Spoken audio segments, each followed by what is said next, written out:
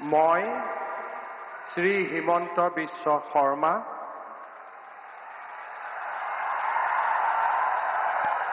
ঈশ্বৰৰ নামত শপত লওঁ যে বিধিৰ দ্বাৰা স্থাপিত ভাৰতৰ সংবিধানৰ প্ৰতি মই প্ৰকৃত বিশ্বাস আৰু আনুগত্য পোষণ কৰিম।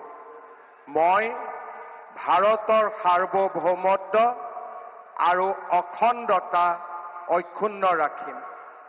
মই অসমৰ মুখ্যমন্ত্ৰী হিচাপে মোৰ কৰ্তব্য বিশ্বস্ততাৰে আৰু শুদ্ধ অন্তঃকৰণেৰে সম্পাদন কৰিম আৰু মই ভয় বা পক্ষপাত, অনুৰাগ বা বিদ্বেষ নোহোৱাকৈ সংবিধান আৰু আইন অনুসাৰে সকলো শ্ৰেণীৰ লোকৰ প্ৰতি ন্যায় আচৰণ কৰিম।